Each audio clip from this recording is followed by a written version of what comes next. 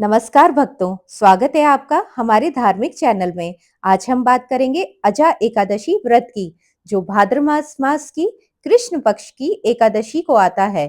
इस व्रत का महत्व इतना महान है कि इसे करने से व्यक्ति के सारे पाप नष्ट हो जाते हैं और मोक्ष की प्राप्ति होती है। शास्त्रों में कहा गया है कि एकादशी का व्रत करने से मनुष्य अपने जीवन के पापों से मुक्त हो जाता है। भविष्य पुराण और पद्म पुराण में इस व्रत की महिमा विस्तार से बताई गई है।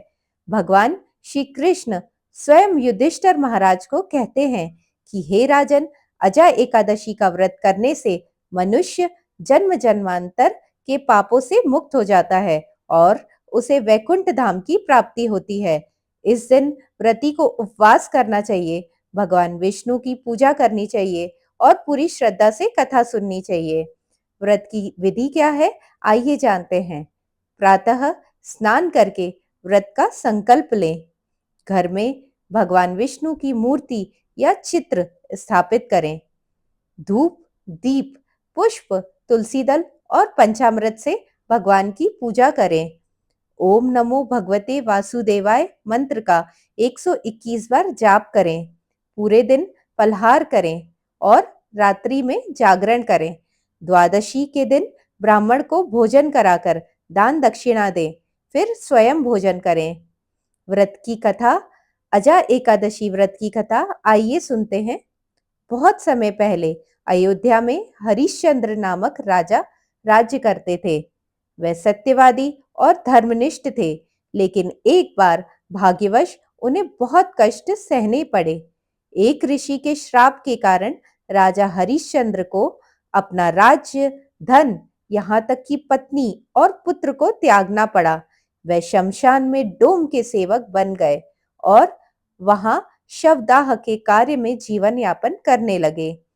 एक दिन महर्षि गौतम वहां पहुंचे। उन्होंने देखा कि धर्मात्मा हरिश्चंद्र इतना दुख सह रहा है। तब ऋषि ने राजा से कहा, हे राजन, तुम्हारी ये स्थिति तुम्हारे पूर्व जन्मों के पापों के कारण है, लेकिन अब तुम्हें इससे मुक्ति दिलाने का एक ही उपाय है। यदि तुम भाद्रपद कृष्ण पक्ष की अजा एकादशी का व्रत करो और श्रद्धा से भगवान विष्णु की पूजा करो तो तुम्हारे सारे पाप नष्ट हो जाएंगे। राजा हरिश्चंद्र ने वैसा ही किया। उन्होंने उपवास रखा, भगवान की भक्ति करी और पूरी श्रद्धा से व्रत का पालन किया।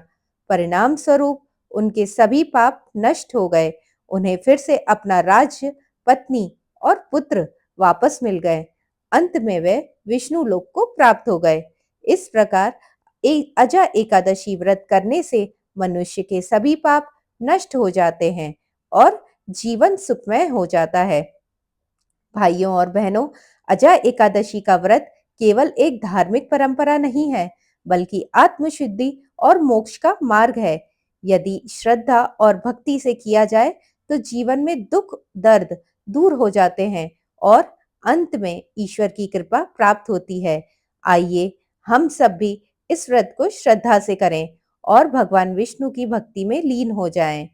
अंततः हमें भगवान विष्णु जी की आरती करनी चाहिए और हमें भगवान से क्षमा याचना करनी चाहिए।